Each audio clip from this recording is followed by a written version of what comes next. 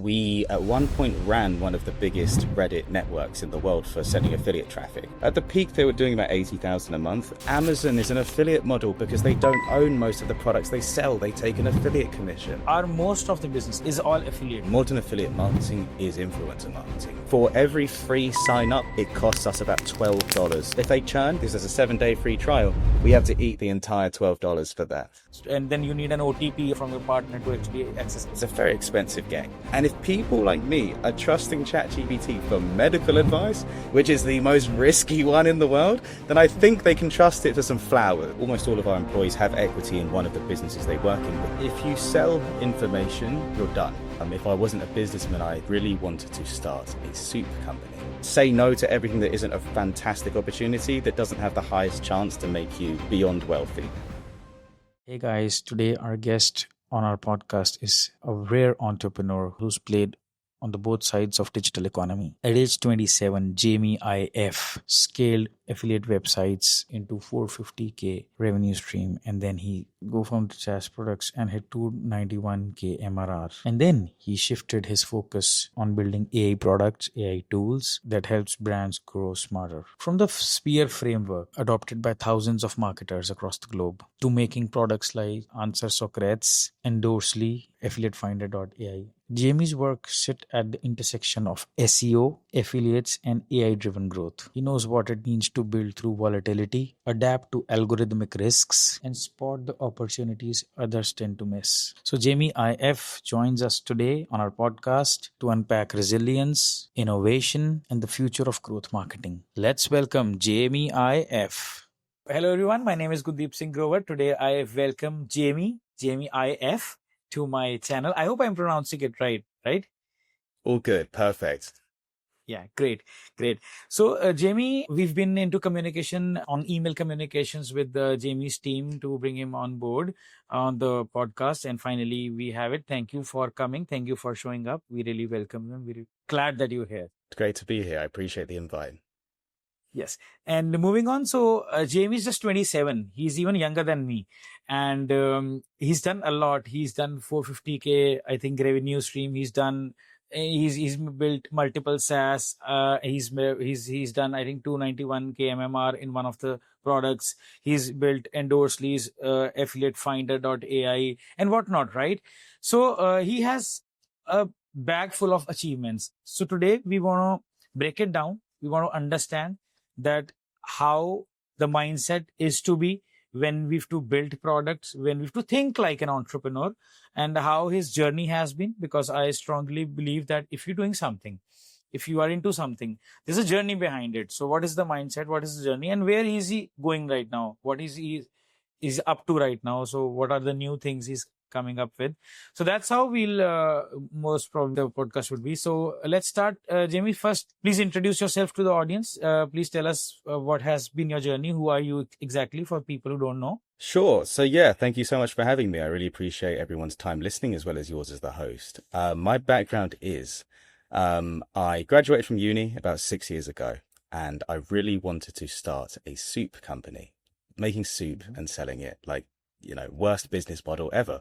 The goal was to, it was called a social enterprise, and it was called Integrity Foods, which is where the IF comes from on Jamie IF. And for every soup we'd sell, we'd give another one to a soup kitchen or a homeless person and try and create like a sustainable model. Wow. Because when COVID hit, it was dangerous because there was a lot of charities that were only a few months away because the donations stopped after, everyone got difficult economic situations. And so I wanted to create something more sustainable. Unfortunately, as I mentioned, worst business model ever. Expensive vegetables to put together. Food goes off in 3 days. And to get the economies of scale to be able to get those costs down, you need an entire factory, which would have costed millions of dollars. And so after going broke, I was trying to find other ways to make money and stumbled across this SEO thing. And I thought that was interesting. Okay. I wonder if I can make money from that. And so when the sites that I taught myself SEO and started doing affiliate stuff, just trying to have a go. And it went way better than expected. When I started sort of building a personal brand to talk about SEO and affiliate marketing and things, I always said that when I get the money, I will go back to building that soup company. And so when I started going by a personal brand name, I decided to just call it IF for Integrity Foods so that I can't not do it. Everyone knows I have to do it now, right? So yeah, I have to do it. And since then, scaled the sites to, Mm-hmm. at the peak, they were doing about 80,000 a month. And as we were exiting, we had a letter of intent for the sale, and it would have been a nice 7-figure exit. And during the letter of intent, an algorithm update called the helpful content update hit whilst you're in the middle of selling and absolutely crushed all of the sites. And Oh so we God. had to start again from square one. But having been an affiliate marketer and worked with so many affiliate managers, I wanted to build the software that affiliate managers could use to better recruit affiliates, because I just thought, why are all these software so annoying to use? And so we ended up building an affiliate software called Endorsely, which then a lot of billion-dollar companies wanted to use one random feature in Endorsely that I didn't think anyone cared about for affiliate recruitment. We called it the Affiliate Finder. So I had a test and I said, all right, let's build this one feature out into a separate SaaS and charge double the price of the entire other thing with all the other features and see if people want to buy it. And all these billion-dollar companies started wanting to use it. So I was like, oh, maybe we have something here. And then we spun that out into now affiliatefinder.ai for affiliate recruitment. So first of all, you talked about economies of scale, right? Yeah. So I wanted to ask that what did you learn from the soup business? What was like there's something you came to know that you especially mentioned about the economies of scale, that business was not scalable according to what you thought, right? And then you switched from a very traditional model to an SU, and then from affiliate and then to affiliate finder, right? So what have you learned from your mistakes over here, if I want to know that? The service business, or like consumer products, especially consumable like food things, is a really tough business, and it doesn't scale and the margins are low. And I'm not a good like operator. Like I'm not good at like managing big things of like low margins. Like it's why I've never had a big agency. We do some agency stuff, but it's always been small and I've never wanted to grow it big.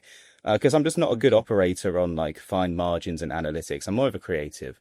And so I learned from the soup business that isn't something that I was best fit for. I'm good for high margin creative things where if I use my brain, I can build things that in some cases might not be there. But yeah, it's just a really, really tough business. It's really, really, really tough in that. And yeah, the lesson is do high margin, low cost things that are profitable, and then you don't have to be good at operations. Correct. That's great. And let's talk about Affiliate Finder more. Okay, I'm very much keen about this one because I have been. If you want to explain the model to a newbie, that what is the model? How does it work? How does the product work? Can we know something about this? Sure. So, if a brand wants to grow their affiliate program, and nowadays it's not just for revenue, but how those affiliates can help you with AI search as well. And it becomes more and more important now in 2025. They can use an affiliate network where you get a supply of people, you try and work with them, they send traffic, great. But every single brand is competing for the same affiliates in an affiliate network. And so we've built basically a tool called Affiliate Finder, which scrapes the internet, finds all of your competitors as affiliates via their backlinks, filters out all the good ones, finds the ones with the highest traffic or the most views or subscribers or Instagram followers across, Google, YouTube, Instagram, and everything else.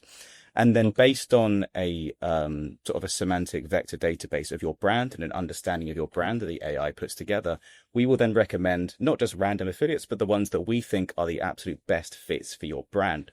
Give you their email and their LinkedIn's and things so you can reach out, recruit those affiliates to join your affiliate program, and then partner with them to send you sales and help grow your business.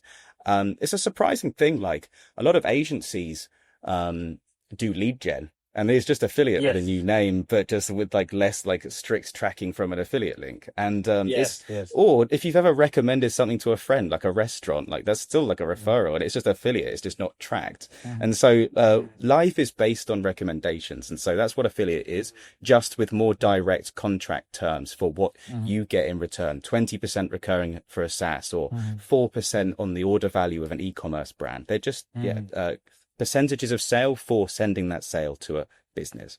Wow, amazing. So this model includes agencies, it includes influencers, right?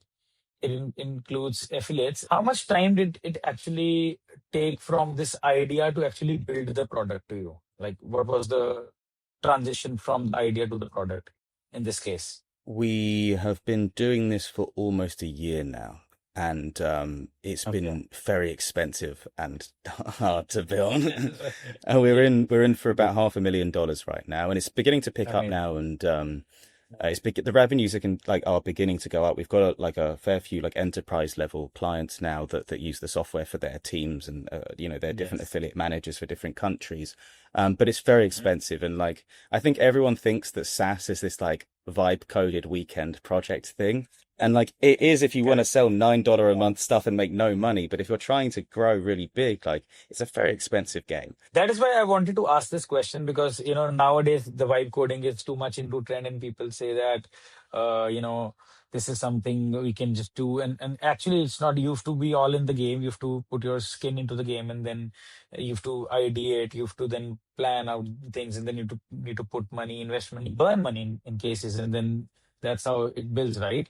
So that's amazing. You've built multiple products, right? You've built, I think you've also acquired Socrates, if I'm not wrong, right? Yep. We bought an SEO keyword research tool called AnswerSocrates. How many products have you been working on or have you made or sold? What is the total number of portfolio you've built? If you can tell me number wise, if you can tell me. I'd have to think, but most of them failed, so I don't really remember Yeah. them too well. The ones that Amazing. we actively run is Endorsely for affiliate tracking, Answer Socrates for SEO keyword research, AffiliateFinder.ai for affiliate recruitment, and we are soon to launch a fintech banking app in the UK for Wow. helping people do cashback on their shopping. Amazing. My first question is that if, as a person like me, I would have a barriers. I use a lot of products, but to build a product and to use a product, and then like there are ideas that okay, I've seen this, even I can build this. But actually, there are very less action takers, right? There are not many people who are actually taking actions on this stuff. So you've built so many products. So I wanted to ask that what is the mindset behind it? That how do you think that okay, this is an idea. This is what I think. This is so. What is your like a checklist or an SOP basically that this is something I think this should work or this is something I should think this should not work. So what is your checklist on it? How do you identify this? This is a golden gem. Yeah, that's a good question. And my answer is now very different than it was a year ago. And the Uh-huh. answer for me now is absolutely look for every reason not to do it.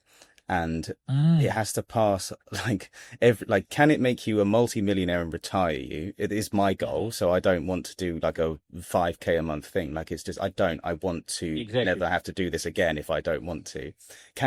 Is the TAM big enough? Is no one else doing it correctly?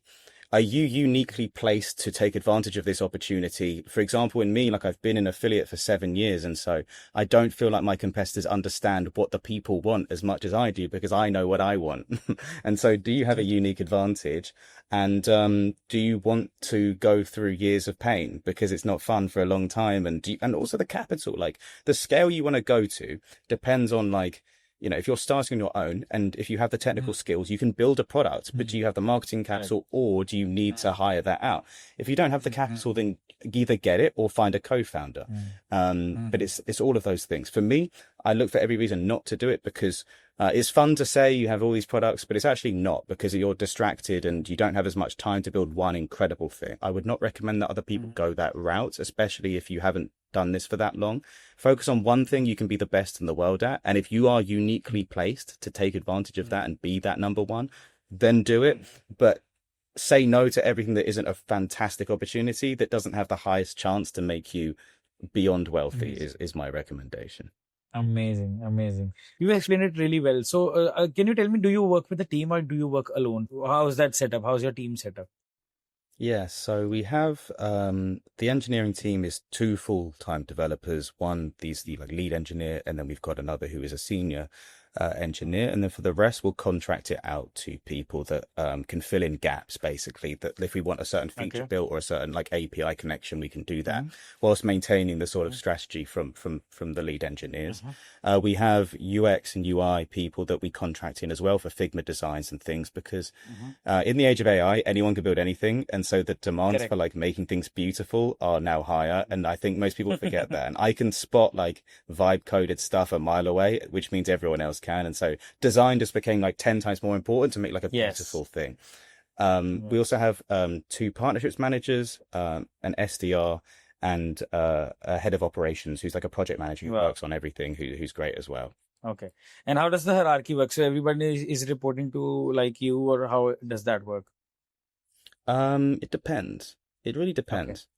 So for example, sales, I'm mostly in sales now. I'm here to do Great. deals and Great. get the money in. Great. And so Wow. SDRs and like prospecting VAs and things report to me. We do the KPIs through that.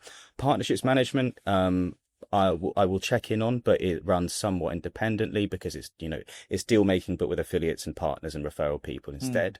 And the lead engineer mostly runs product, but I am still on like looking at customer support, looking for reasons why people churned and things like that. And then we use that to influence the roadmap for the product.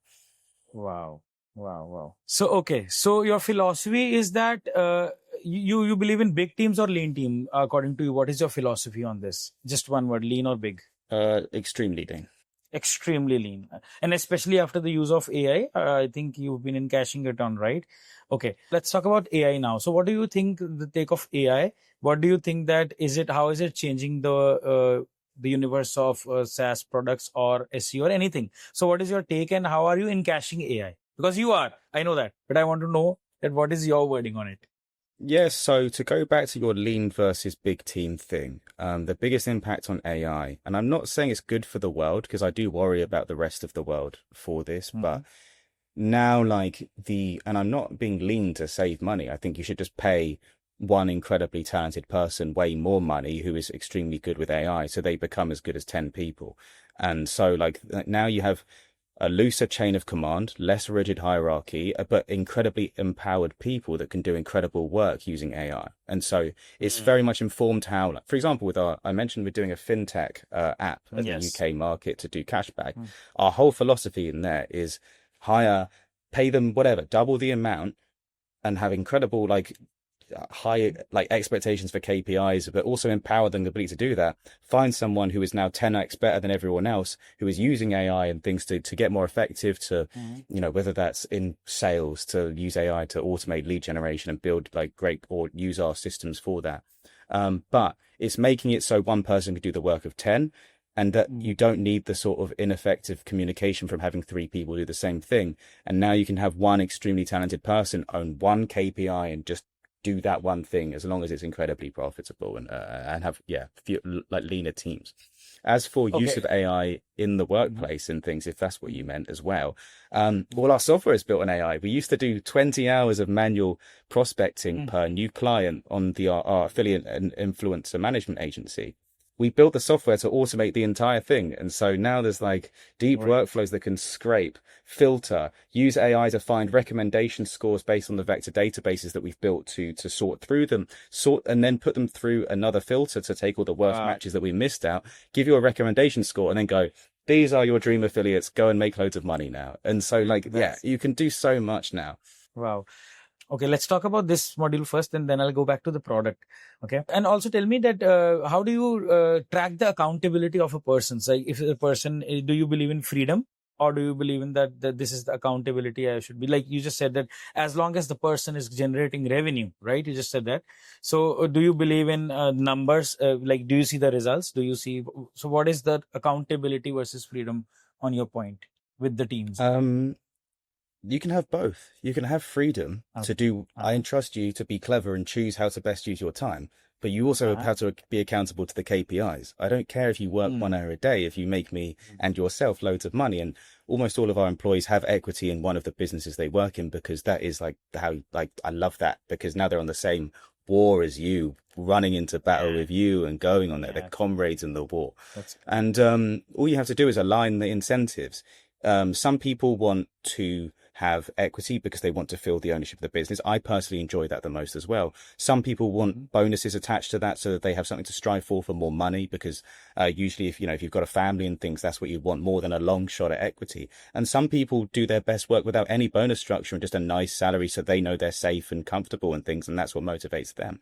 And so firstly, align the incentives with what they most prefer for their character type, and then give them the freedom as long as they are effective enough, and you trust them within that to prioritize in the best way, and then still have strict KPIs for what you expect if you are going to run like a world-class company that I don't apologize for. They're hard targets.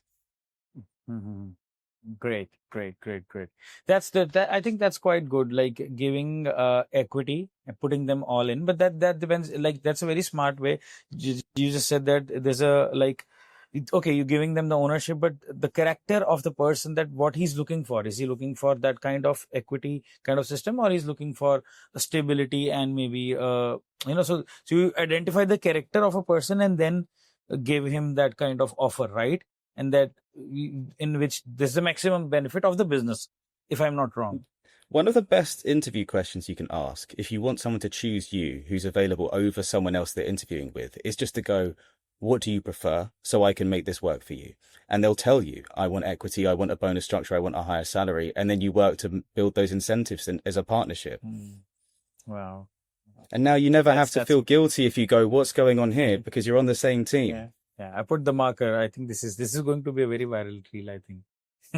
Now let's talk about SEO. So how have your SEO experience helped you in building these products, in building, or maybe in your personality? Because I've been as an SEO in the past, I still do SEO. I do all that stuff, semantics and all this, but that's a part of an SEO. Like, if you've done SEO since a lot of years, or you've been doing a lot of SEO stuff, it's in you. Like maybe if anything else, the patience is in you. Like you were a patient guy. There's some merits of being from SEO, right? That's what I believe. Now I want to take your take on this. How do you think that it has shaped you? Is it still shaping you? Is it still helping you? Anything you want to say on this part? What I will say is, all of a sudden, in the last year, all the biggest venture capital firms have suddenly started investing in SEO tools of the future. And it's because somehow, I don't think anyone predicted this 10 years ago, SEO is the last thing in information retrieval now with AIs that will control everything you ever search in the future. And SEO is just information retrieval plus training data at a certain level. And it suddenly has become, or maybe everyone knew this except me, but I realize now when I see all of these Harvard professors sitting on boards of VC-backed new AI companies that do SEO, that this, if you have the SEO skill set, then it's pretty transferable to information retrieval, which is just the cornerstone of every single way to get a brand recommended. And the skills and the problem solving skills, especially rather than keywords and semantics and link building or whatever, are the problem solving part of it, of like demystifying and reverse engineering an algorithm, are going to be extremely useful in the coming days and years and whatever else. And so it shaped me in that I feel very comfortable with making predictions about AI now, because they're all variations on a search engine and a recommendation engine and information retrieval. I mean, right now it's super basic, but even the LLM training part of putting things that are going to be scraped by future, to form the weights of future prediction models in GPT-6s. They are just variations on how you beat an algorithm that we all learned to do in SEO. And so it's very useful, I'd say, for the future, even if I'm not as hardcore involved in it anymore. I have a personal take that I'm confused sometimes that do I want to be identified as an SEO guy, or do I want to identify as an entrepreneur? So what is your take? So how do you want to be identified as? Very simple. As long as I get paid, I don't care. Great. Okay. What I will say though, is that now I network mostly with affiliate managers and VPs of growth. When they see that I'm the SEO side, and I talk about things in conferences like Reddit and Parasite SEO, and they love it, because all of us lot already know this stuff, and it's cool, but it's everyone does it.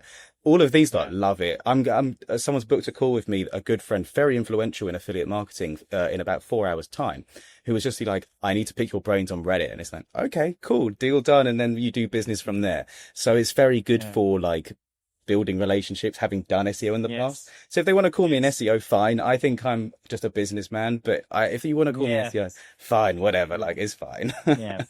Yeah. Great. Great. Let's just touch a little bit on the Reddit part. So tell me about your Reddit journey. So you've built, and I've been also trying and doing stuff on Reddit, and it's been quite pretty well. So I want to take your experience on Reddit SEO, or maybe doing business on Reddit. Sure. So if anyone wants to ever get the full story, I talk through the entire network building on Reddit in conferences if anyone ever wants to come to one of those. But basically, back in late 2023, when Reddit first started gaining traffic, we at one point ran one of the biggest Reddit networks in the world for sending affiliate traffic back when it was easy. It's Wow. much harder now.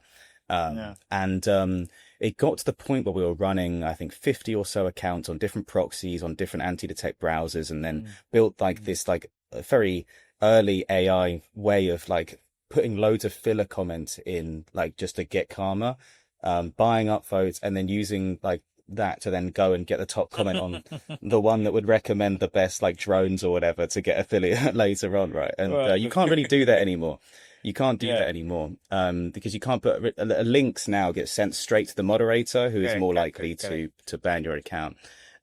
Ironically, that network got all banned at once because rival affiliate marketing networks found our network, reverse engineered it, and created fake accounts called like Reddit_moderator, and wrote on all our comments like, this is a spam affiliate, everyone report it, even though it wasn't actually Oh from my. Reddit, pretending to be working for Reddit, and it got the network banned. But nowadays there's more things you can do. You can buy up votes, you can do all the proxies, but the best thing you can do now is to just create the new ranking threads to like rank for to create the new ones. Don't do the top comments, do the actual comments. So the actual posts. And it's Yeah, of actually course. simpler than people think to get that to go rank number 1 on Google or number 3 or wherever the Reddit post will be. It has to be keyword dense, like it's somewhat basic. It has to pique interest, so it has to be well written for copyright. It can't be obviously self-promotional. Just say things like, oh, I'm looking for an affiliate recruitment software, what should I do? Write things that are somewhat semantically and like keyword related, and then don't recommend your tool. Say, I'm just really curious, and then say something in there that's like encouraging people to comment. And then you have some people comment, and that's helpful. Then what you do is you have another 5 or 6 fake accounts, and 2 of them recommend your software, and the rest of them just write something really fucking stupid. And then it encourages other people to argue with them in the comments, which gets more engagement, which sends that post to the top. And then that makes it more likely to then rank on Google at the top. You can then buy links to it. You can buy upvotes, but the engagement in the comments, especially if there's like arguments in the threads, is the number 1 signal for this stuff. And so you have to have like rage bait, like dumb people make really like argumentative, offensive comments like, oh, this is all stupid, I don't believe in affiliate marketing. And then someone will go, no, I did this. And then someone else will comment and things like that. And that's how you get the hot thread, which then makes it more likely that in a few weeks' time, it will begin to rank for the keyword. Wow. You've just in 2 minutes, you just told, I think, everything. So because I've been trying it into bits and pieces, and but I know where I'm lacking, and I got some ideas. But yes, and I trust me, I've been trying it for a product. So we are building a product which is on productivity basically. And we've tried the Reddit a legit way, like we've been trying to do things, and it is working for us actually really well using Reddit. But the way you've taught, I think it's a very good, it is a leap ahead. Like I think it'll save us a lot of time. There's also something else you can do that's even crazier on Reddit if you want to hear it. Go, yeah, go on, please. So most digital PR companies are just pitching journalists directly with stories and just hitting them, hoping they'll get a backlink for a client story on a stats post. The cleverest digital PRs now are using Reddit instead and reverse PRing. And so there's something that we're calling Reddit PR. And I'm not doing this a lot. We hire this out to a friend of mine who used to work for me, Mhm. who is now better than me at Reddit. And Mhm. what you do is you post something that is just really useful, really cool, but Mhm. also a really cool story, like a story post or something like that. Also a bit controversial, like here's 50 ways, like in fintech, it might be here's 50 ways you can get a refund from these stores. And it's like a good article post, but it's designed to go viral on Reddit, hit the top spot. Then either journalists will notice the post on Reddit because they're looking for stories on Reddit and they get a million emails that are usually terrible, but Reddit is interesting for them and they'll repurpose that for the views and you'll get the link. Or you can send the Reddit post to the journalist directly and go, look at this topic, it's taking off. And that makes it much more likely that they'll feature the story for digital PR than if you just pitched the Mhm. story without it. Wow. Wow. Amazing. Amazing. This is great. So have you been using these kinds of activities for your products? We pay someone to do it for us who he used to work Yeah, for me your and now friend, he right? runs his own ran Yeah. his own agency and he's one of Amazing. the best Reddit people in the world. I taught him the beginning and now he's got better than me and now I ask him for advice on it. Wow. Wow. Okay, I'll take his name after the podcast. I think we'll also invite him Yeah. on the channel if he's okay.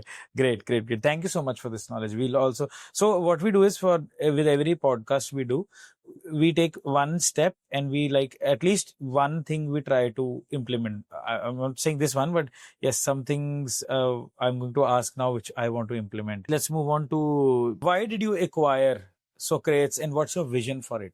Let's talk about the products now.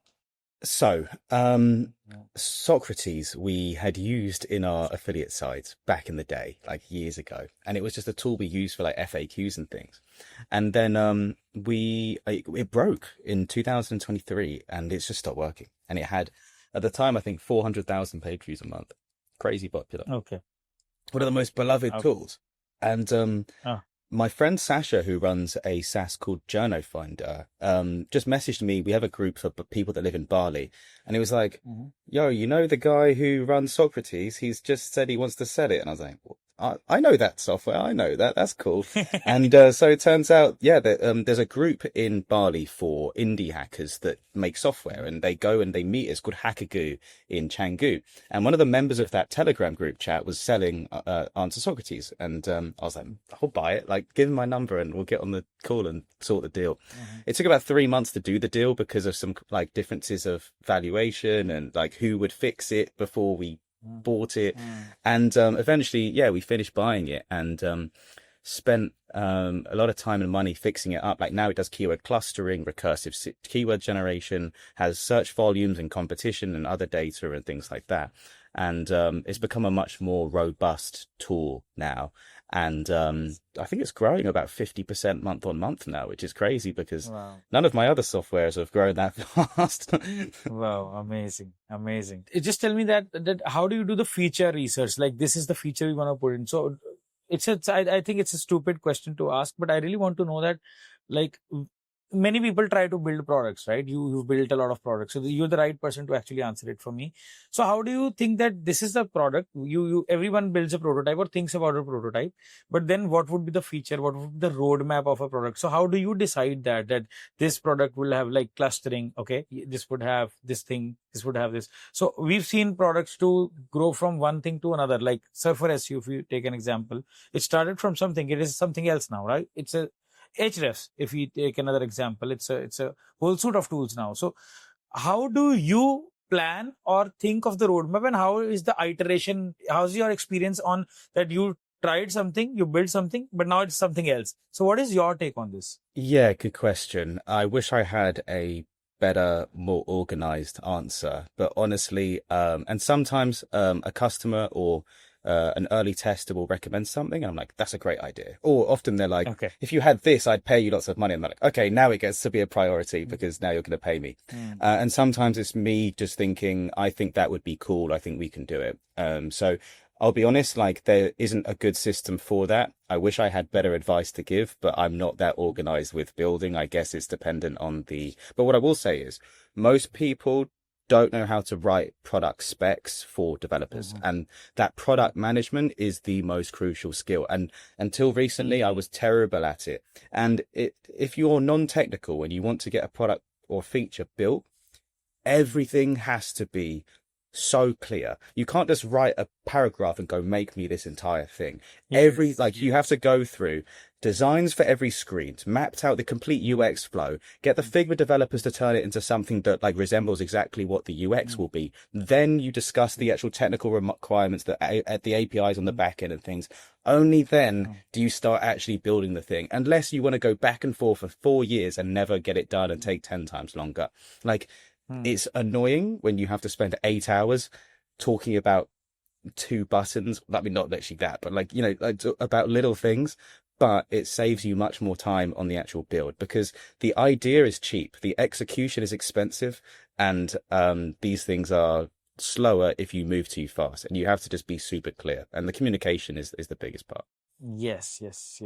You gave a very good advice, by the way. So thank you. Yeah.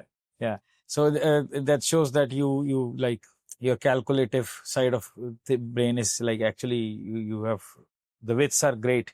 Good for you. Amazing. So now, another question to this is that that means that you're good at documentation. I can say that in short, that you plan. Now let's come one step back to this. You've been good at documentation. You know how to brief or debrief your developers, how to actually give them that document, which we actually, it was as an agency ourselves, like it's one of the core skill I think we need to work on, because mostly we've seen that developers are like, clients gives a very, vague kind of, they can give a very, shorter version of what they want. But actually, it's our job to actually process it, simplify it, and then document it for the developer. So there's a documentation involved, right? So that's what we actually worked out really well for us when we actually learned this skill back in 2020. Let's talk about the ideation part. So you get ideas randomly. You can say, you can, like, you've given an example that someone was selling the product. You believe in acquiring the products. You acquired this product, which is really doing great, right? Now, when there's an idea, or when you think about an idea, so how do you ideate it? Do you have a diary, or what do you have? Like, how do you think that this is an idea I want to take down? This is my starting of the idea. What is your ideation looks like, and how does it happen? Yes, so I have a Notion for myself where I have just a board called like ideas, and some of them like from 6 years ago I look like now and I'm like, that is the worst thing I've ever seen in my life. I can't believe I ever thought that was good. And then some of them end up being things, and some of them we haven't built yet but I really want to, but like the tech isn't there for some like AI agent stuff that we just can't do yet, but hopefully in a year's time like the tech will be good enough to do it. So yeah, like I just keep an ideas / projects area in my personal Notion and just sort of doodle and journal in it sometimes. Wow. Okay. I really wanted to understand this. So, and do you believe in taking digital notes? Like you've been using Notion. Do you believe in like iPad and stuff, or like how it is happening? So I've seen a lot of people at conferences using the Remarkable pads, and they do look cool, but I'm an old-fashioned type of person. I like scribbling. Yeah. I use my iPad a lot, but I've seen that when you like write it down with pen on your paper, I don't know what happens is that the recall is better. I've seen like the recall on writing is more higher than on the digital. I have in my experience that. Okay. Yeah. We've talked about productivity. We've talked about ideation. We've talked about how you've been building products. And now let's talk more about affiliate side of things. So, do you believe that affiliate is for everybody? Like as an agency, as a brand, maybe a store or something.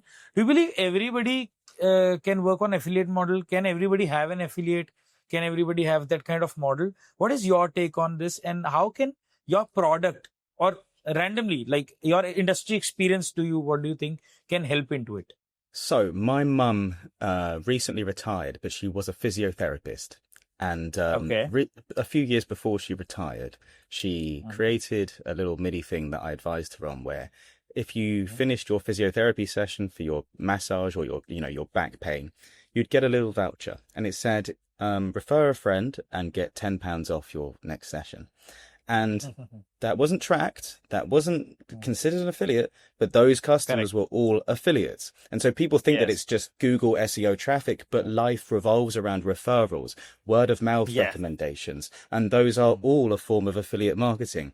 If you're an agency, people might give you leads from a LinkedIn DM that they can't service or white label something. White labeling is an affiliate model. Amazon is an affiliate model because they don't own most of the products they sell. They take an affiliate commission. And so, yes, it's not for everybody, but like if anyone can recommend your business, whether it's tracked from an affiliate link or a TikTok post that's just based on, views rather than thing, everything is affiliate. Like I say, Amazon doesn't own most of the products they sell. That's an affiliate commission. Stripe processes payments and takes like 2.9%. That's a commission on these things. Like, for our UK fintech app, we use an API called Tillo to process gift cards. They take a commission, like we own, and then we take a commission before we give it to the customer. Like it's all an affiliate model. Like everything's affiliate. So I think that people think affiliate is a little thing, and it's actually everything. So every business can be, and most businesses, brick and mortar or digital, can use referrals, whether it's customers recommending friends or, big publishers or YouTubers sending affiliate traffic or people posting on Reddit. The possibilities are endless. Making sense to me, and I think it is very easy for the audience to understand the scope of the scope of affiliate and how it actually is a broader thing. But people think this is something it is not. But actually, in the real life, as you just said, and by the way, we have a lot of physio clients. We like our agencies mostly into local SEO and stuff and local marketing lead gen. So we have a lot of physio as our clients and massage clinics as our clients. So we're going to use this idea, by the way. So. We use it in a different way. We like basically we have that kind of QR that scan, and then there's a referral model, but this is quite clear in the billing. If you put this, I think this is more clearer. And by the way, we as an agency, it's been I think 2018 we started officially the agency. Before that, it was kind of freelance and that stuff. So our most of the business, like 90%, I would say, even more than that, is all affiliate. So we get clients from referrals. We get clients from a client, and then there's we give them a better deal, and there's on every client we even added from someone. So there's a kind of like a benefit to the existing client, kind of like it's a very healthy model. So it's not like on the other person, but it's like more on less on the relationship that you've referred us. So it's kind of a small kickback, you can say. Our whole agency or our whole system, we have a good big team, and so it's all built on this actually.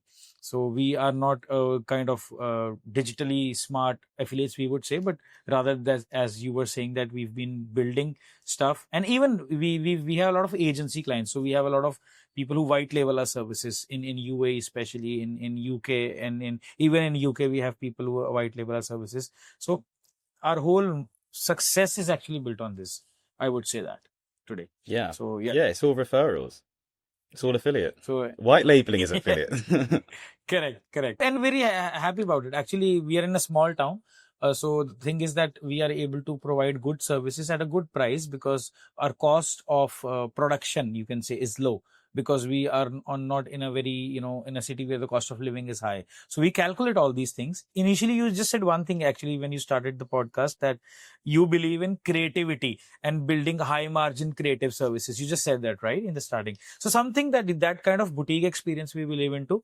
And so I can relate a lot now. And I have, so that is what I was trying to say, that our cost of production is low, but we build in quality, so we put more efforts to it, and then we sell it at a good high margins. That's how we are in. And then I think people say that SEO sometimes say digital is not working, SEO is not working, but everything is working. Everything is becoming more and more popular. But the thing is that if you're a specialist, if you're creative, if you're a specialist, if you have that edge, there's always work, there's always business, there's always money coming in, right? Do you agree to me on this?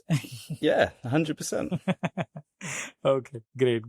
All right, time for a sponsor break. This episode is proudly sponsored by Kings Digital, the marketing agency that I, your host, Gundeep Singh Grover, co-founded. At Kings Digital, we specialize into scaling businesses, optimizing growth strategies, and turning your ideas into brands that people can't stop talking about. You might be thinking self-promotion in your own podcast? Well, that's quite bold. That's because that's exactly what we do for our client. Bold strategies that bring results. So if you're a business owner or an agency wants to level up your marketing, your processes, whether it's SEO, ads, social media, performance marketing, we're building a killer brand presence for you. If you want us to audit your website or your ads campaign, just fill up the form below. We will get back to you with a full-blown SEO audit, a complete 6 to 12 months SEO roadmap tailored to your business, and a step-by-step video walkthrough breaking down exactly how to fix and scale your organic traffic. This isn't some cookie cutter checklist.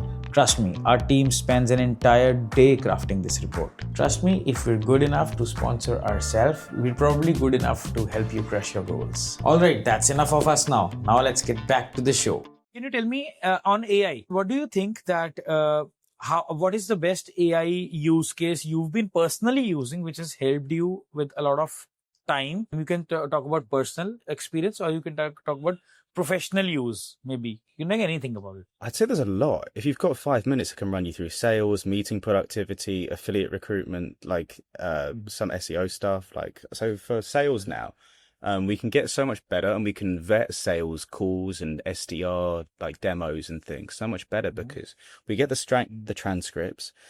We see what was good and what was bad. You can audit them with some software nowadays, but we mostly just use like Claude projects, and it'll tell you what was wrong, what was best, and it's usually correct. Like sometimes it'll be like, no. And then you use that to improve your sales scripts and the questions you can ask and better vet and qualify leads and as well like that. So it's excellent for sales because it's very good at analyzing text for sentiment, and it can analyze sales calls and things.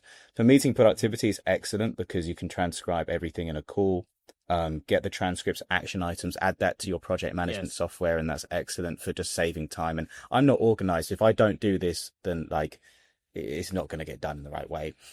For affiliate recruitment is where we focus most of the AI because we used AI to build the software to hopefully save a lot of people time recruiting affiliates to promote them. And ironically, we use the AI software to recruit affiliates for our own AI software, and it's like affiliateception. Yeah. Oh my God. You're living in the future, I think. Great. Okay. So how do you keep the costs low I think you've been training your data. So you train your vectors, you've been using your own data sets, right?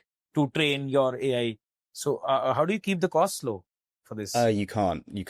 It's very expensive. Right. So there's three elements. If anyone wants to copy us, this is exactly how you do it. So you build your like structured database of people. The main keywords around them, are they an SEO YouTuber, things like that. Then you use that and I'm too dumb to know how to do it. I'm not technical, but the developers will build a vector database.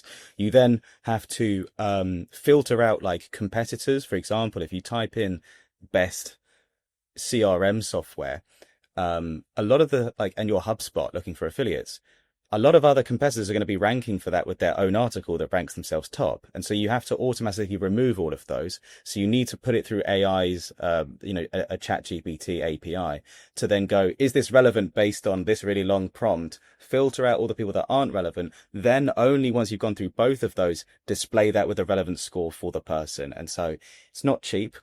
For every free sign up who signs up for our software, it costs us about $12 to do that for them. And so if they churn, this is a 7-day free trial, we have to eat the entire $12 for that. And so it's not a cheap thing to do. But it also means that no one else can do it because it's expensive and we charge the highest prices. Amazing. And if someone like wants to actually have a hang on the product, do you mind sharing us the link? For sure. We'll get you in the affiliate program after this call. It's called affiliatefinder.ai. The link is in this description if you want to click the link. And it's 7-day free trial for any brand that wants to double their affiliate recruitment, save time, get emails from YouTubers so you don't have to break captures to get business emails from a YouTube channel, and scale your affiliate program. It starts at $99 a month. and Okay. you can use the link that is in the description of this video. Wow. Amazing. Amazing. Now let's talk about influencer marketing a little bit. How do you think influencer marketing is going? How did it start? What is your take on influencer marketing? And then I'll ask the follow-up questions. I have good questions on this, but I want to take the initial take. Yes, so the a lot of affiliate managers are out of date, and modern affiliate marketing is influencer marketing. They are becoming one and the same. Mm-hmm. It's a lot of these new social media platforms like TikTok and Instagram and YouTube to an extent. They don't like Mm-hmm. when you go on a blog post and there's an affiliate link, you probably click it rather than Googling it separately. But when you do Correct. TikTok and you get a million views, there's not a link that you can easily click. And so that Hmm. is difficult to go and recruit a TikToker to do affiliate when it's difficult, unless they talk about a promo code, then that's the only, like, it's not easy. It's not easy. Hmm. And so affiliate managers need to be able to create programs that don't just have CPA $30 close deals or 30% commission rates. They need to be doing CPM rates, or for like YouTube sponsorships, you might pay $400 for the video up front and then give them affiliate on the back end to compensate for the fact that there's not as many link clicks. And some people will just Google the brand rather than use the affiliate code. And so influencer and affiliate are becoming one and the same. And the future is these hybrid deals like sponsorship Exactly. plus back end. Hmm. But yeah, the influencer stuff is so crucial, especially for branded search if you care about SEO. I tell a lot of people nowadays that if they've just been spending 5K a month on SEO, and they've got all the technical content, link building in place already, I think that they would be more profitable and get more SEO traffic if they spent that same 5 grand on top of funnel meta ads for just brand recall and TikTok influencers and things that are in like the aware stage of the buyer process. Because I honestly think that if you spent that money not on SEO, you would end up with more SEO traffic, because SEO is now doing all of the things. And so all of these strategies like top of funnel paid ads for awareness and or retargeting and things, as well as influencer for like top of middle funnel kind of like stage 1 and 2 in the in the stages of awareness, are like so crucial for generating brand interest, and then the brand signals will help you carry you to new heights on SEO rather than just more links, more content. And so yeah, Wow. it's essential for everything, but also has knock-on effects for SEO. This is very interesting. Someone said it finally that yes, it is actually very hard for us to actually track that. What is like, how do you pay actually the influencer on YouTube who's make the video or something like that? So I think the hybrid is the future, where you have that kind of upfront fee and then you bring them on board per sale. Just per sale wouldn't work because you cannot track. Like I think this is the affiliate managers working per on the CPM basis. This is a smart way of, because. We've been working with influencers, and influencers are mostly, when we talk about a product or a service, so there's a problem.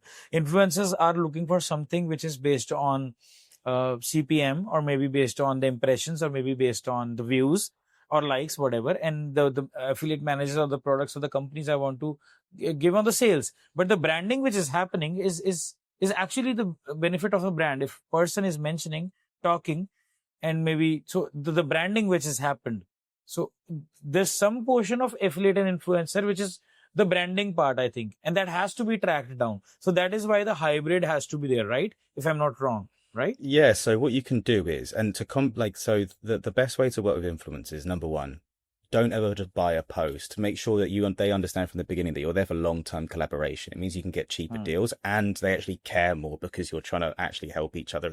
It's a partnership, not just I pay you, now make me loads of money. However, Hmm. that comes with risk if you're having to spend $1,000, $2,000 at once for 4 posts from an influencer. So you can cut your losses by saying if these posts don't get a certain number of views, you have to keep making content until the views go to that amount. You can then help them in the other way by going, if you get this high number of views, we'll give you a bonus payment of an extra $1,000 if you reach 1 million views or whatever that is. And so you can make it so you are insured against your losses sponsoring if it doesn't get any traction. So they have to do makeup to make those views up. But if they are very successful, you give them a big bonus, or it might be, you agree a $50 CPM deal, but if they hit 100K views, then that means that they get like an extra $500 or whatever it may be. that's where your tool can also help, right? We can find Wrong. every single influencer that's talking about your competitors, so you can DM them or email them and be like, hey, do you want to promote us instead? And then win those because they're proven to have traffic in your niche and they are the easiest to recruit. We'll give you their emails if you want to email them, and you can find any keyword, any hashtag on Instagram, YouTube keyword, things like that. I think that when we were using it for AnswerSocrates, I think your channel came up actually. So you're seen as one of the relevant SEO ones. And yeah, it can be used for both influencer recruitment across Instagram. TikTok is coming very soon, and traditional affiliate recruitment for websites ranking YouTubers and things like that. Okay, now I'll give you some scenarios. So, guys, it's not like that I'm deliberately trying to promote his products. Not like that. Actually, we want to understand. We want to see the use cases, because as an agency, we feel that we have a lot of clients and where we can encash. So why not? And I think that's the future. It's not going to be very simple. There are solutions required to actually work on affiliate models. First of all, let's talk about this app called Jolt. Okay, I'll give you scenarios. I want to pick your brains actually. That how do you know, without thinking, without any R&D, this is not scripted by the way. So without any R&D, how do you basically think and give ideas as a founder of this product? Okay, so it's going to be a little challenging. Okay, so let's talk about Jolt. So Jolt is an app. I hold an equity into it. So it's a productivity based app. This is basically screen time monitoring and controlling your screen time. It's kind of like a little bit from Headspace. It's a community thing as well, but it is a lot more. Like it's like helping you reduce your screen time. Like there are features like partner features. There are a lot of gamified features. Example, if you and your wife are on a one place, or you or your girlfriend in a one location, so your social medias would be blocked, so that you spend more time and your phone is blocked, and then you need an OTP or something like that from your partner to actually access. So there are a lot of features like, so it's like built on reducing your screen time, what I'm trying to say in short. Okay, so how do you think, just give me a roadmap or give me an idea, how can we start an affiliate program here? What should we do? So you're in the productivity niche. You're doing things around screen time. We've actually done a lot of we have clients in this space, so we've done a lot of this before.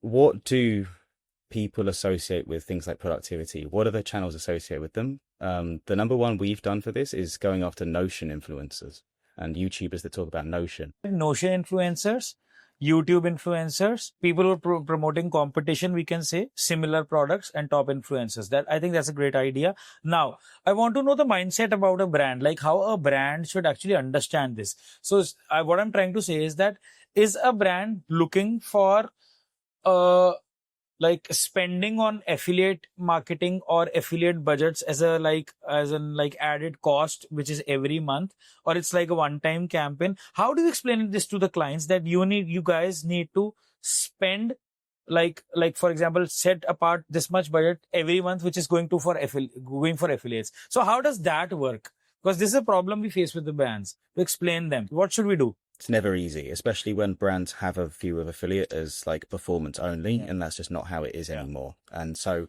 when we still run the agency, and with like some of our older clients that we did like originally, it caused issues because they expected like our 3K or 4K a month would be used to spend on influencers, and it's not. That's our management fee that we expect an extra 5-10 grand on top that we can spend to get you money.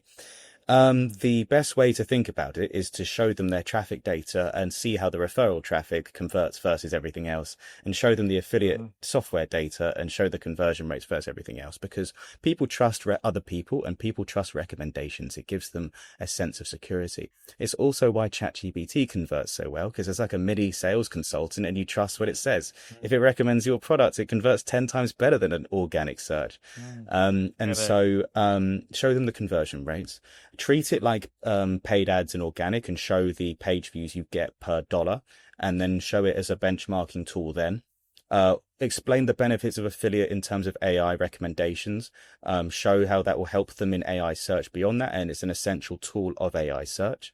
And things like that, brand recognition, branded search as a KPI benchmark, and things like that as well.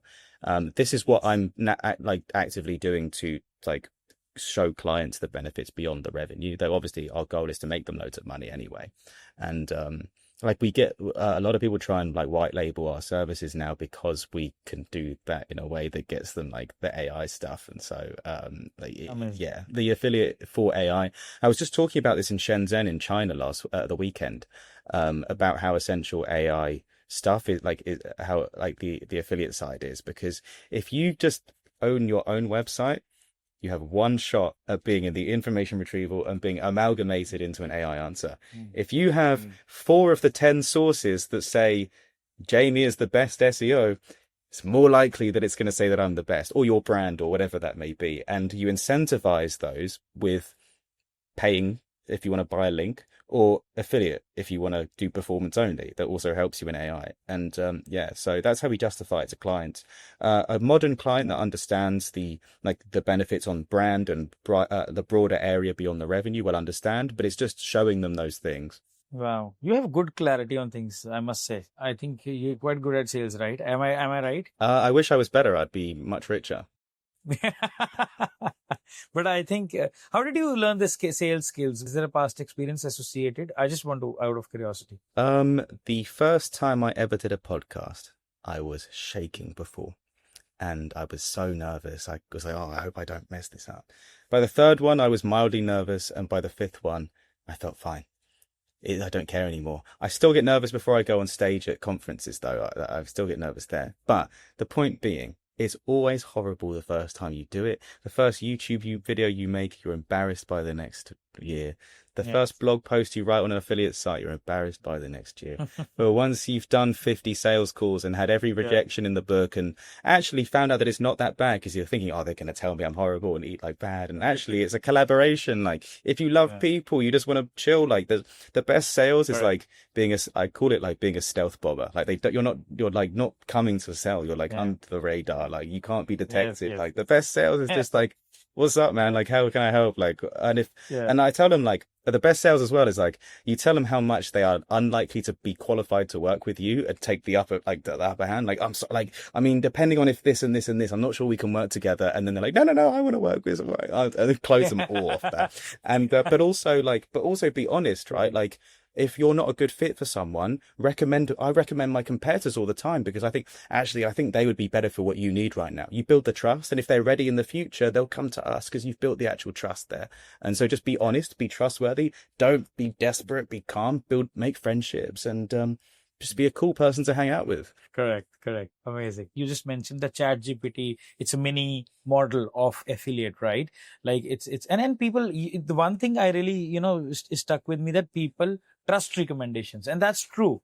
That's how the whole system works, and when I said that you have a lot of clarity, I think when you are saying this, that means that you understand that the mindset and the psychology and all that stuff behind a person's, because we as an agency, we've seen that yes, recommendation, if someone is recommending us, that's very easy for us to go and make a sale. Then in ChatGPT also, it's a very funny thing to tell you, that is, we have a lot of sales of a florist based in Houston. We're ranking number 1 on Google. We have a lot of good sales. It's a very competitive. Houston is quite competitive if we talk about florists.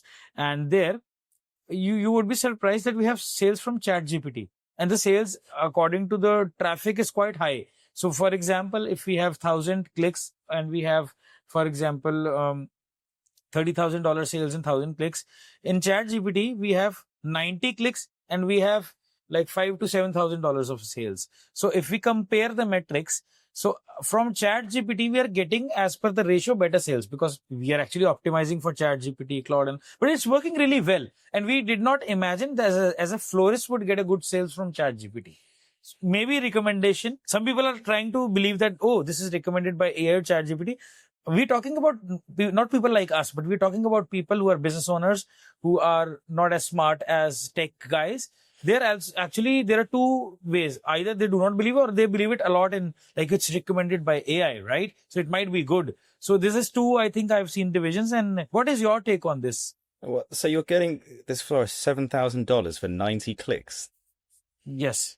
So that's like over or like almost Five six $100 thousand per dollars. click, right? And so, okay, Yeah, so not far off $100 a click there. yeah, yeah. So if you ever wanted to upsell them into affiliate management and say that we can get you into more chat GPT and get you up to 15,000, that's the easiest upsell I think you'll ever have right there. And I recommend you do that and make a few grand extra a month from that because that's a no-brainer for them. They're getting so much money. So definitely do that after it's Correct. cool. Upsell them Yeah. immediately.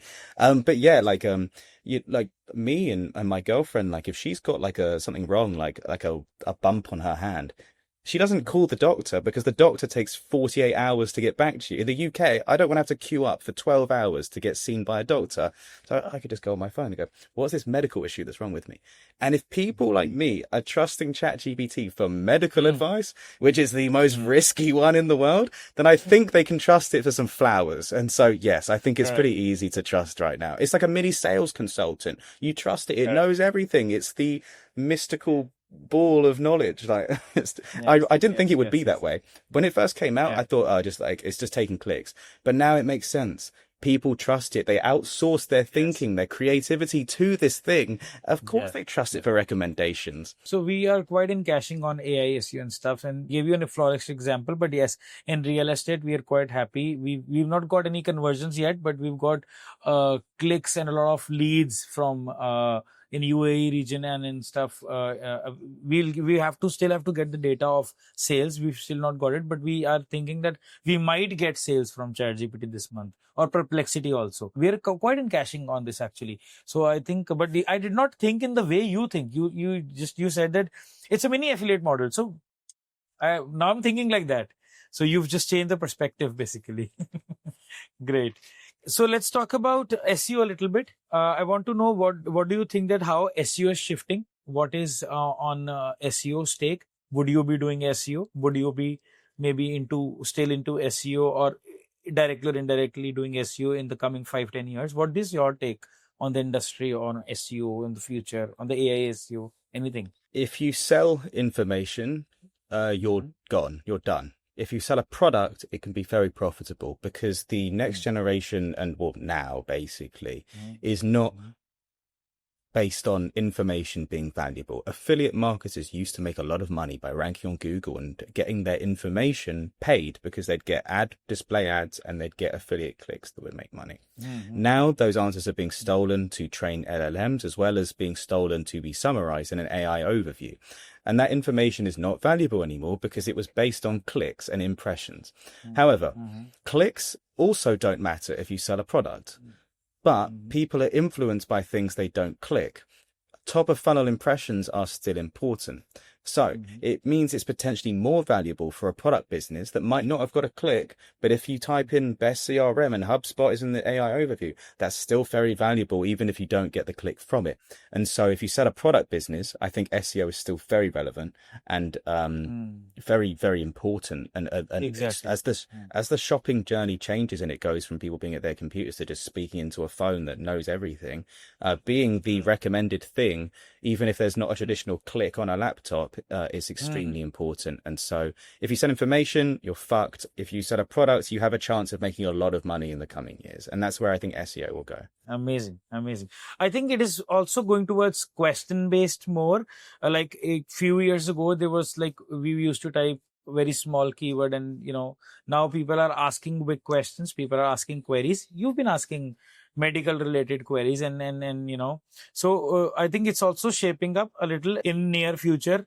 Our kind of audience would be more relying on also just not Google, but also things like Perplexity, Chat GPT, whatnot. I don't know, but the market share is divided, I think, and we need to be proficient on all the things, and it's a holistic approach more. I think it's more direct. It's not delaying the answer. It's like be very specific.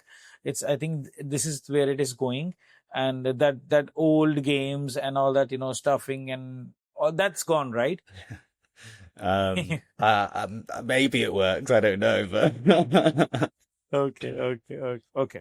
Got it. Okay. So do you recommend anyone who should start SEO in 2025? Is it the right career, or you think AI, or you think something else? I don't know if there's a job that I would recommend anyone do in 2025. I feel so sorry for the people coming out of university now because we don't know how many years we've got left. It's scary stuff. Mm, What I will say is that if you are if you want to get deep into information retrieval and how algorithms recommend brands and things and documents and links, you will have a lot longer than someone who just does keyword stuff, blog posts that no one cares about anymore.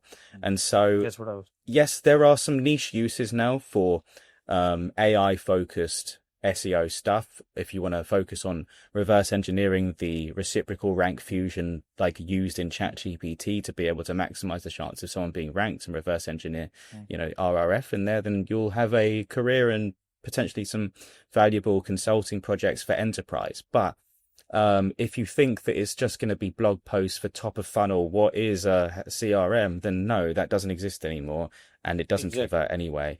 And or if you think that it's just going to be standard like link inserts on sites that are barely indexed, then no, that's not going to work either. The game has changed. It's all about brand mentions, specific high value seed site links, and it's going to get more and more difficult, but you have more years left if you focus on AI, which is why I find it ironic when people on LinkedIn say like, people think that AI is important in search. It's not. It's still the same as SEO.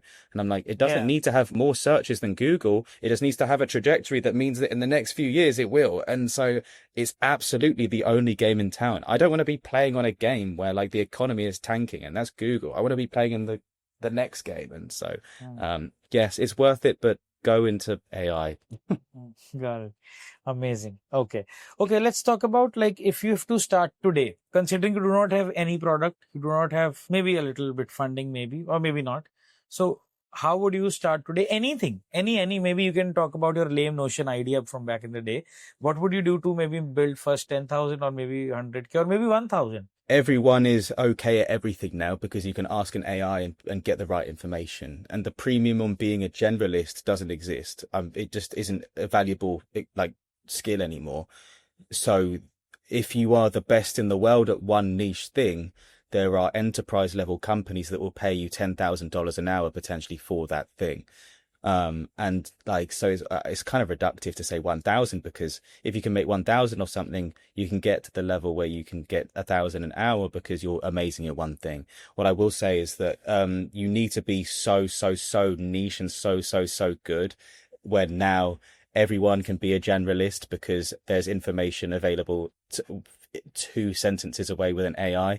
If I want to learn about CRM sales in HubSpot, I can learn exactly how to do it. It will tell me all the APIs and automations in 1 second. Exactly. So if I'm an okay HubSpot integration person, that's going to compete with people because now people don't need me. But if I'm the best in the world at setting up enterprise level sales systems with like specific knowledge and no one knows, like big companies will pay me lots of money. And so, to kind of change it around a bit versus first 10,000, first 1,000, first 100K, I would just say pick up a skill and become really niche at it and become the best in the world. Because like back in the day, you could be a generalist and make a lot of money because, having range of skills was excellent and you could run a business yourself.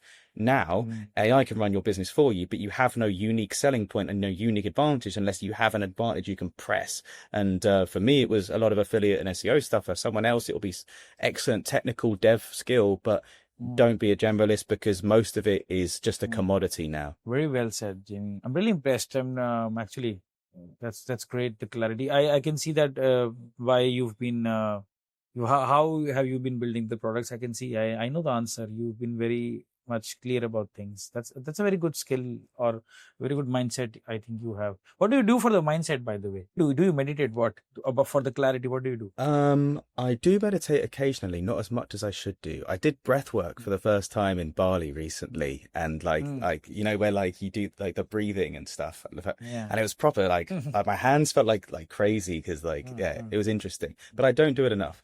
I like to, when I start doing work, I think that you have to do deep work and like get to the maximum level of like things. So if I do something that isn't just admin, I set an alarm for an hour and a half, don't do anything else, and then I'm not allowed to quit until the end.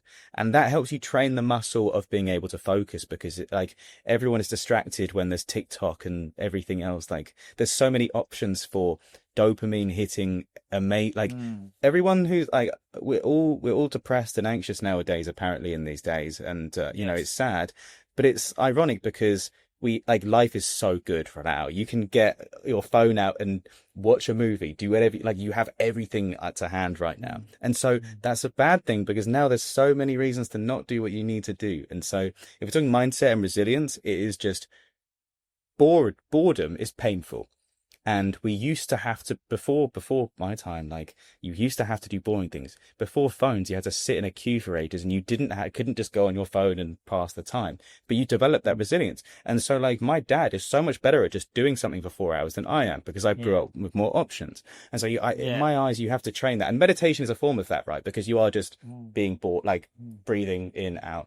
But you can do the same thing in work to get into a deep flow state. And so that's what I try to do as well. It doesn't always work because there's, distractions coming in and people need stuff and whatever else. But I recommend that everyone tries to set aside 4 hours of really deep work. If you can do 6, if you do 4 1-hour sprints, then a break in the middle, that's 4 hours. If you can do 4 90-minute ones, that gets you up to 6 hours, and that will put you in the top 1% of productivity. Because most people do no work every day, and they just think they do, but it's not like deep work. It's not like a month's work in a day kind of work that then pays the bills for ages. And Yes. I go into these states, but it's like in a month, I have like 4 or 5 such days only when I am very much like, when I do like a month's job, but most of the days are like because the distractions, when I turn off the phone and then, so I've been working on this. I've been doing a lot of meditations. I've even been learning music and all that instruments so that in that meditative state, but it's been working really well for me. That is why I asked the question, because after this, I had a lot of clarity and I'm gaining a lot of clarity with deep work and deep focus. And that is why I could sense that in you. That is why I asked these questions. Okay, now let's do a rapid fire round. Okay. One affiliate marketing myth you hate. That it's fast and it's easy and that you just leave it to the side and it grows. It needs deep management. It needs focus. It needs a person to manage that. And it needs time. Most brands will not be ROI positive for 6 to 12 months. It's like SEO. It's hard, recruit, hit product market fit, and then it goes just like SEO does. It's the same kind of curve for revenue. But people think it's overnight. Oh, you mean get the affiliate and then we make the money tomorrow? No, it's 3 months of negotiating and doing deals and getting like the topics signed off and the hooks written and everything else. It's not fast. Exactly. One must use tool for content or SEO. AnswerSocrates for clustering, keyword research, and putting topical maps together in 90 seconds. Great. I would try it too. One strategy SaaS founders should steal. Literally call up 10 people before you build it who you think should buy it, and then see if they'll actually give you money up front. If they won't, don't build it. Amazing advice. One mistake every marketer keeps repeating. Doing things because they're comfortable, not because they're the most effective use of time. I think everyone has a thing that is their comfort, if it's editing content or doing the same types of static paid ads or doing or whatever that may be. The best marketers constantly look for new things. They don't just do, if you're an SEO, you do SEO, right? But if we're talking like general like growth person that is doing stunts and everything else that's more like dynamic, you need someone that doesn't hold on to like their own philosophy. They adapt and like what they need to do for what's most profitable and data driven to be able to like build on that and comfortable with the nuance. I have a question just I iterated right now. So do you believe in passion projects more or the revenue projects? Like if you have a product or you have an idea, would you think that passion, like it's from your existing skills or passion based? Or do you think that like you don't know about the industry, but you know that there's money in this? How do you decide passion versus dollar? What do you? I don't really know. I am passionate about businesses. I just love it. It is me. If I wasn't a businessman, I think I'd be depressed and miserable because I love this. Like I didn't go to war, so this is my war. Like it is just war. Like that's what it is, right? Like it's what gets me up in the morning and ready to fight, right? Let's go.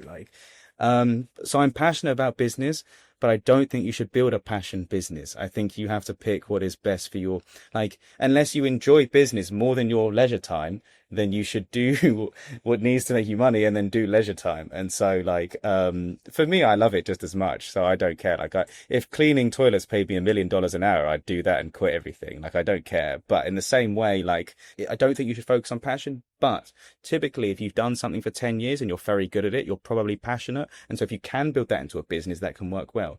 But just don't like validate the model, validate the business. Don't go chasing like crazy stuff just because you love it. Like so many people try and turn like side hustles and things that will never work or like or to be more stressed than they're worth because they love drawing or they love doing a certain thing. But like sometimes it's better to just be something you enjoy without putting pressure on yourself to do that. And it depends. It depends.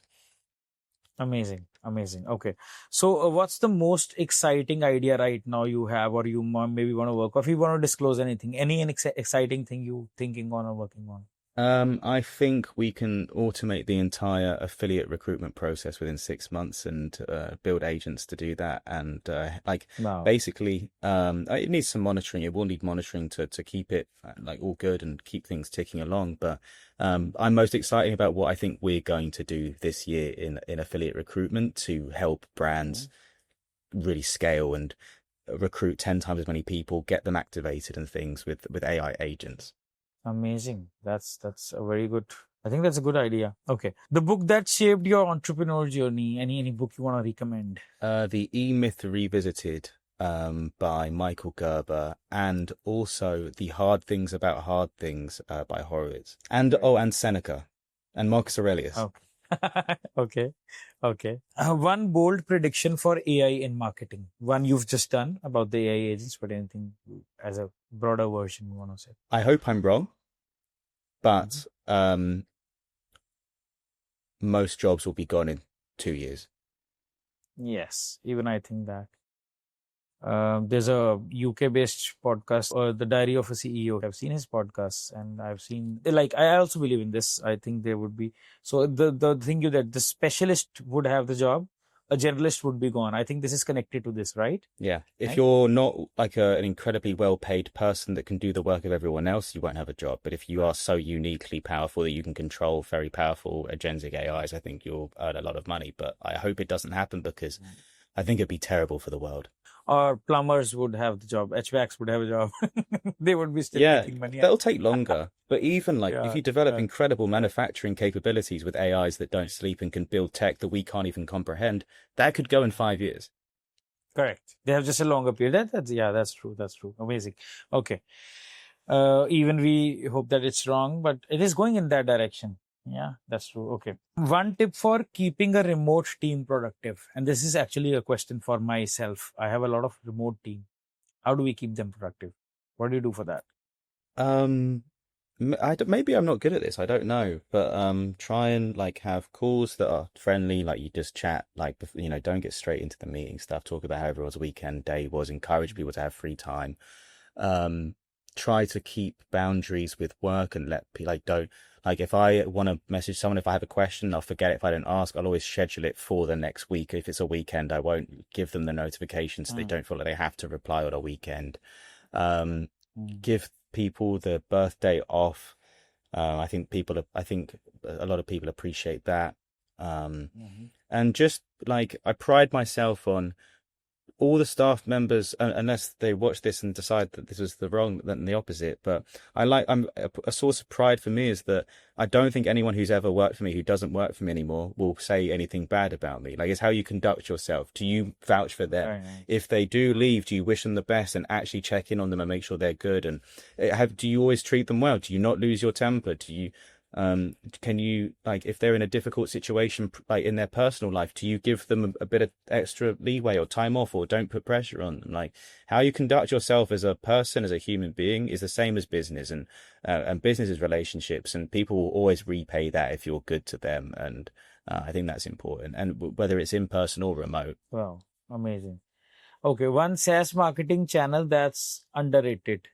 People say it doesn't work, but cold email. And what about cold calling? What's your take on that? So we don't do cold calling for our SaaSes.